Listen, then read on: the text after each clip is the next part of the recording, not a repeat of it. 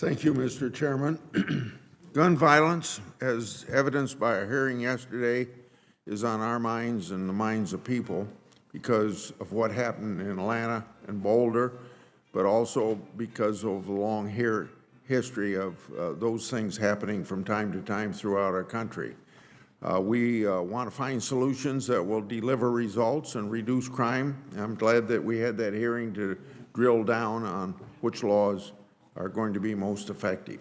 What will not be effective is broad laws that do not target the most common ways that criminals get access to firearms. We need to put our focus where it will do the most good. Beginning in 2013, Senator Cruz and I introduced Protecting Communities and Preserving the Second Amendment Act to cover the wide varieties of issues we repeatedly saw holding us back from better combating gun violence. Yesterday, we were reminded again of the many fixes contained in that bill are still desperately needed. The Government Accountability Office publicly released a report showing that trafficking of U.S.-sourced firearms into Mexico is a national security threat as it facilitates the illegal drug trade and has been linked to organized crime.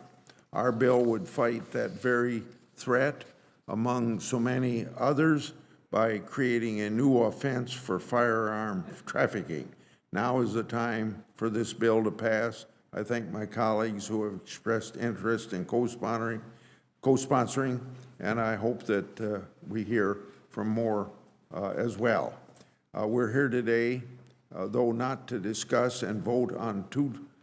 We're here today, though, to discuss and vote on two nominations and two bipartisan bills on the agenda. The first bill we have, on the legislation, we have two bills. The IDEA legislation, the Arts Act, I support them both. Now to the nominees. Nominees for the number 2 and number 3 posts in the Justice Department. Lisa Monaco is the nominee to be Deputy Attorney General. This is a critically important role that helps keep our country safe. The person in that position, as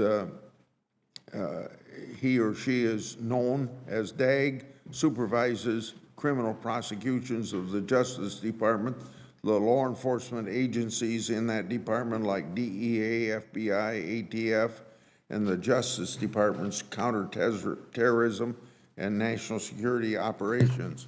Ms. Monaco has spent her career on national security and law enforcement, so she's a consummate professional.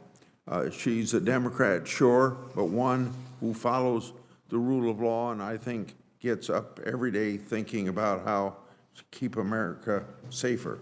I worry that Ms. Monaco is going to be under a lot of pressure from the White House, outside groups, Congress, and even career attorneys to try to politicize the department in response to domestic terrorism.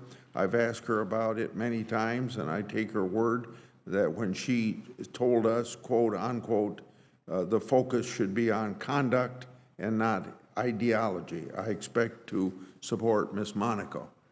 The second nominee, Ms. Gupta, is more controversial. She's been nominated to be Associate Attorney General. The number 3 spot, as we've said so many times, she will supervise the civil side of the department, the civil division, antitrust division, tax division, civil rights division, and a soon-to-be created environmental justice division, and maybe a lot of others she supervises as well.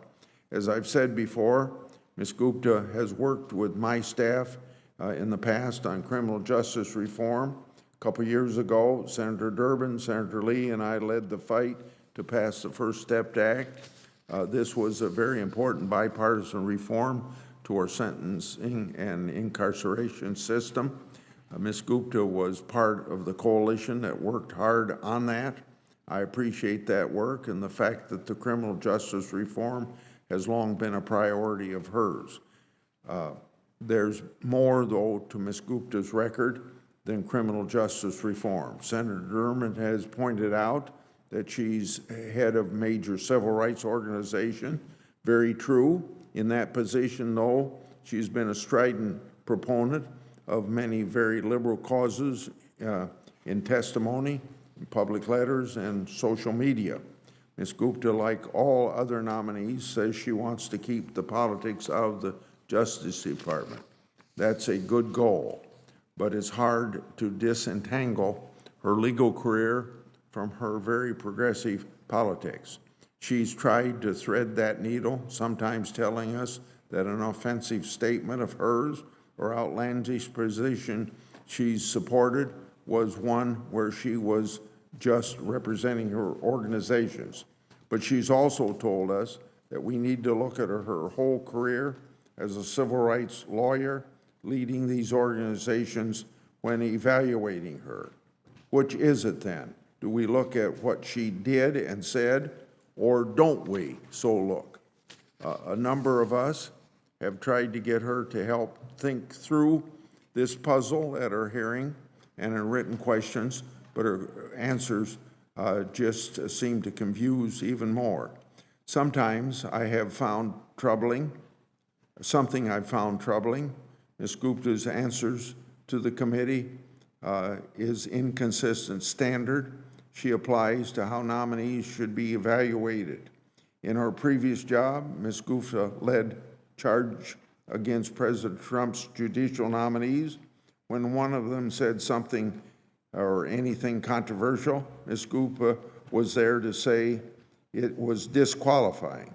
But when Ms. Gupta herself said something controversial, we're told it needed to be seen in context. Or if context is unavailable, that it's worthy of forgiveness. She has not accepted invitations to forgive Trump's judicial nominees. The most startling example of this is on the question of Brown versus Board of Education. In the spring of 2019, Ms. Gupta led the attack against almost every Trump nominee because they had refused to say whether or not Brown versus the Board of Education was correctly decided. It was correctly decided. That's my point of view and point of view of almost everybody today.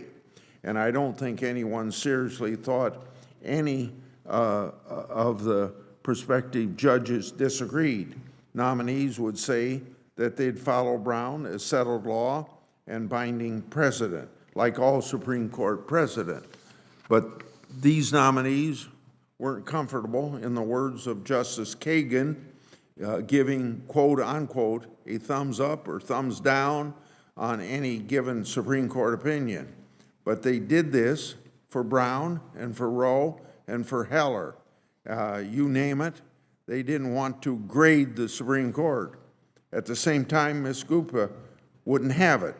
She sent a letter to the Senate explaining that anyone who didn't say that Brown was correctly decided failed to meet, quote unquote, the moral standard for a federal judgeship. That was a shocking accusation at that particular time.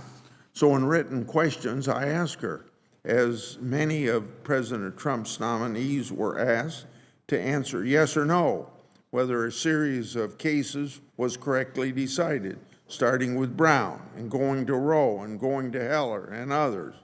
Ms. Gupta's answer was, quote, if confirmed as a Justice Department official, I will seek to ensure that the department follows the Supreme Court precedent as the law of the land, end of quote. In other words, she wouldn't answer whether Brown was correctly decided.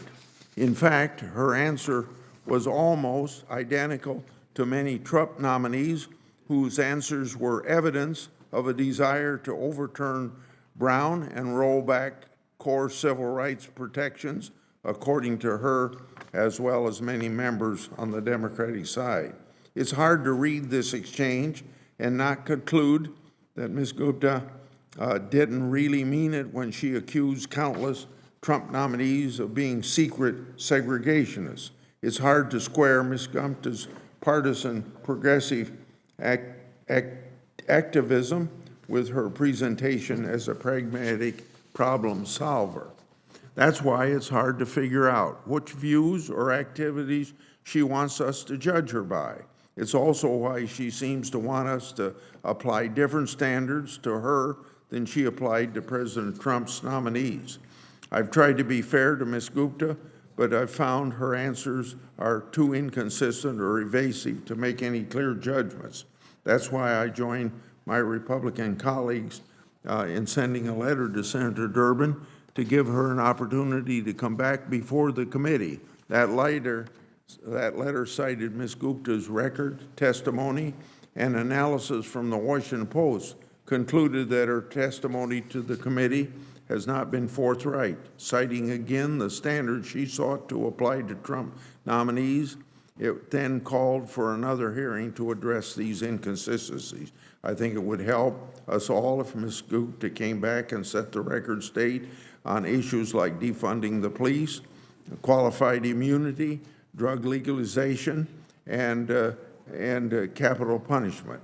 Without that, I don't think I can support Ms. Gupta's nomination. Her public record is too extreme, and her testimony hasn't helped me contextualize it in any meaningful way. I appreciate the work that she has done on criminal justice reform, as I've said many times, but I don't think running civil enforcement for the United States is the right place for a partisan progressive activist. As a matter of process, Mr. Chairman, I'd like to inform you of two things. First, my colleagues would like a chance to speak before the committee on Ms. Gupta as the rules provide. However, Mr. Chairman, I speak for all of my colleagues when I say that we would be willing to vote now on Ms. Monaco's when a quorum's here, and that's the end of my statement. Thank you very much.